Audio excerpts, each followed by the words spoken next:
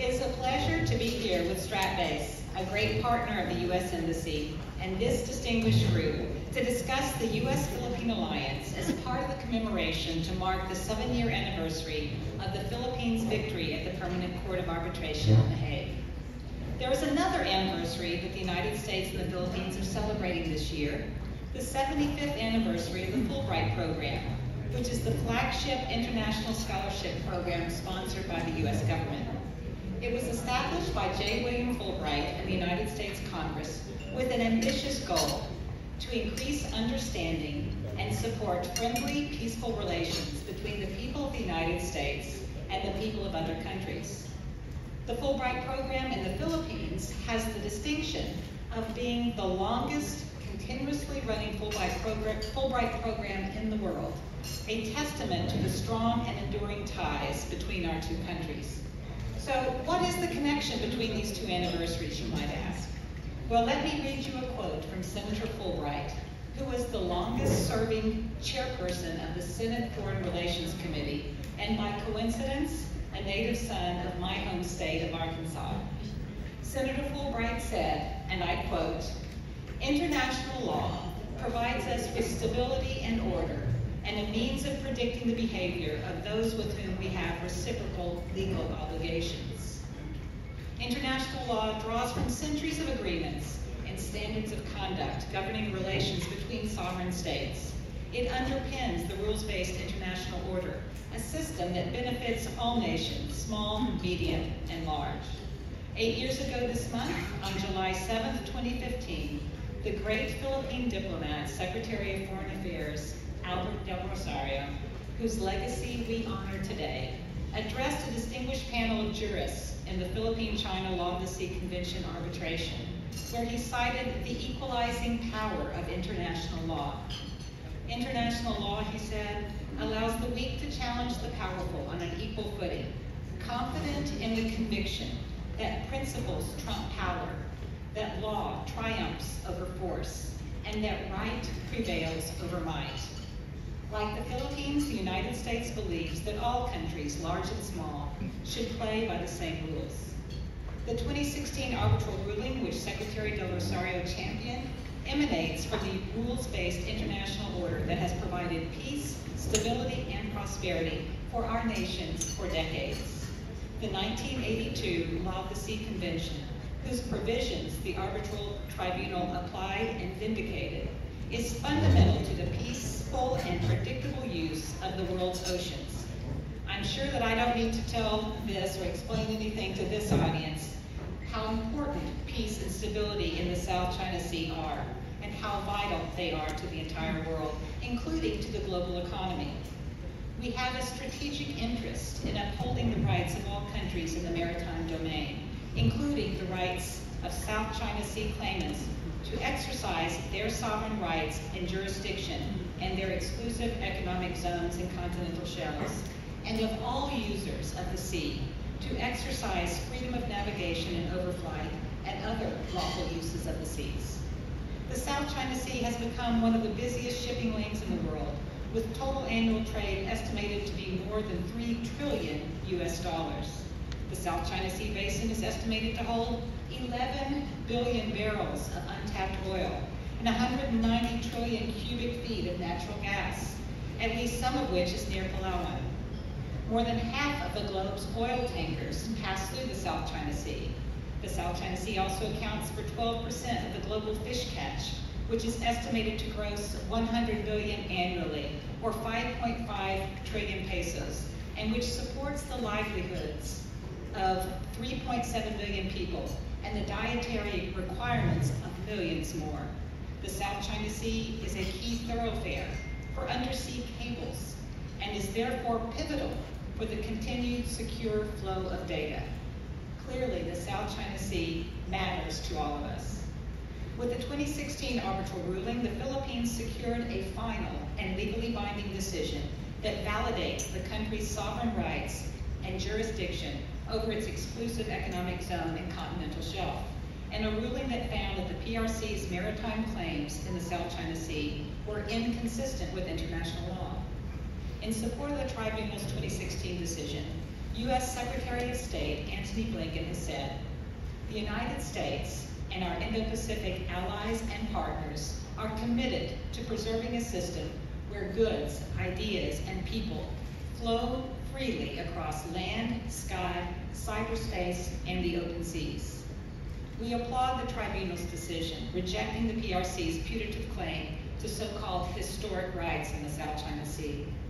With the arbitral ruling, international law won out, protecting a nation's sovereign and economic rights, just as Senator Fulbright said.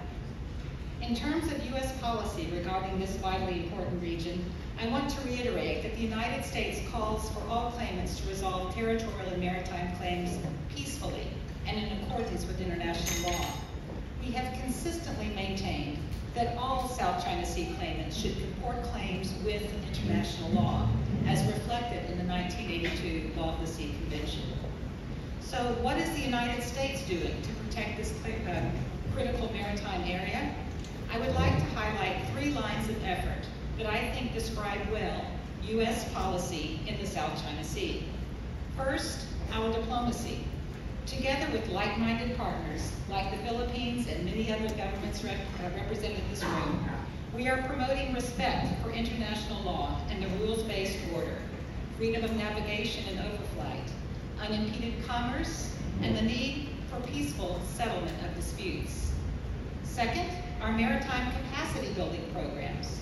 We are supporting maritime capacity building programs for the region's militaries and maritime law enforcement agencies, including a robust array of programs right here in the Philippines.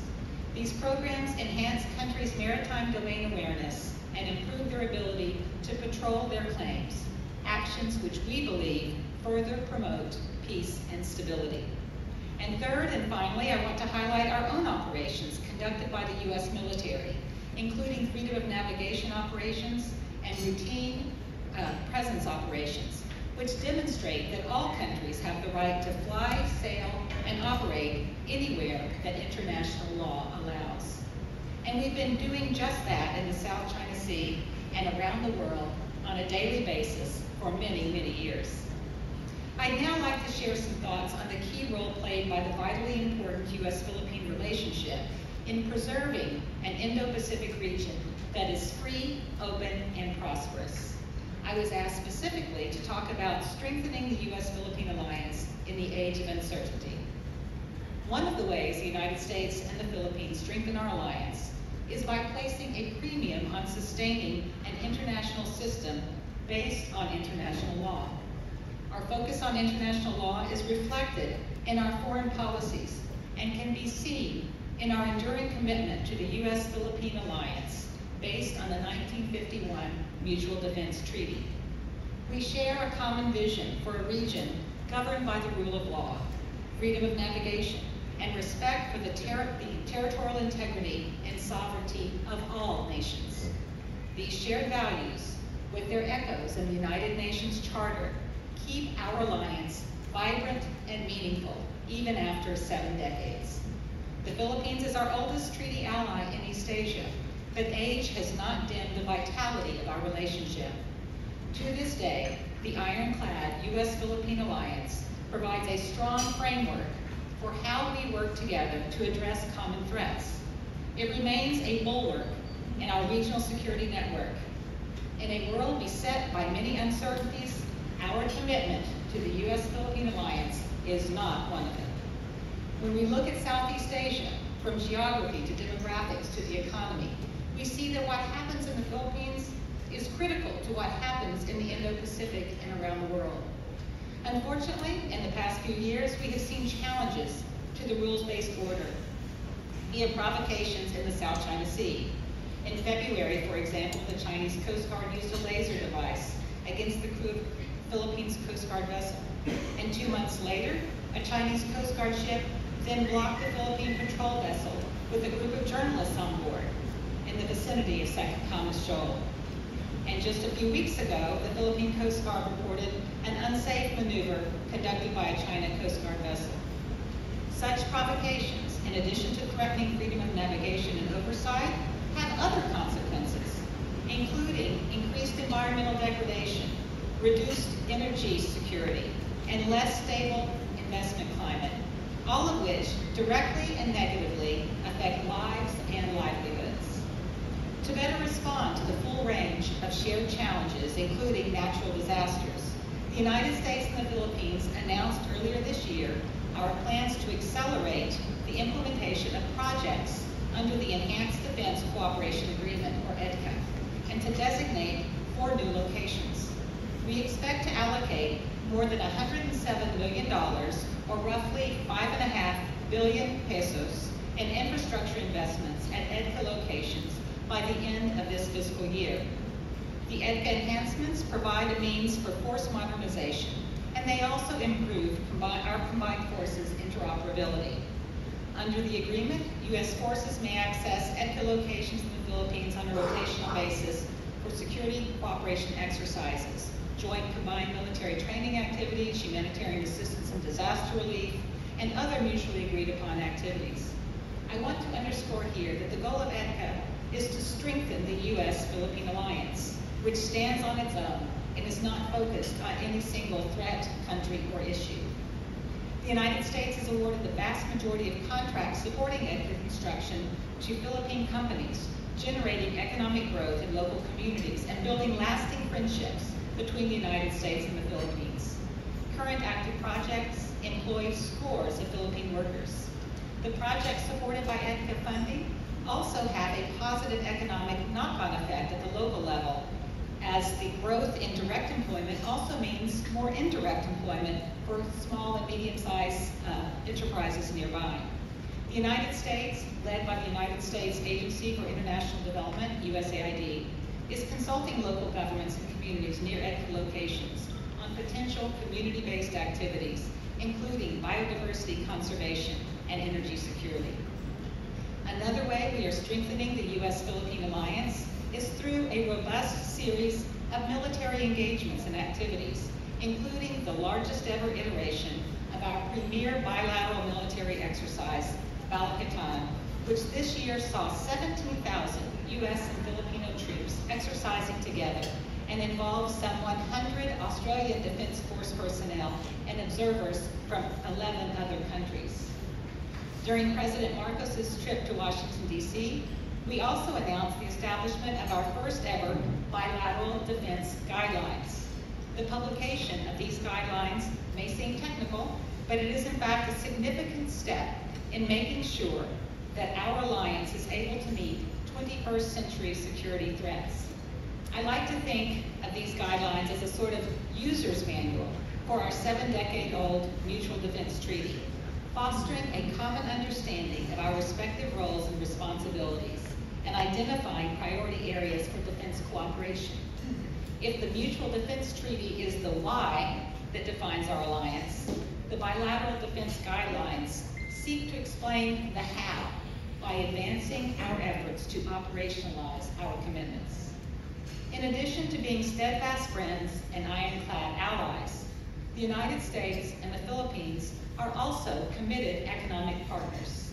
The arbitral ruling is an essential piece of that partnership too, as it provides the legal underpinnings for trade, investment, and all manner of economic activity. The Philippines has the right to fully leverage its resources in pursuit of economic growth and prosperity. As President Marcos has said, economic security is national security.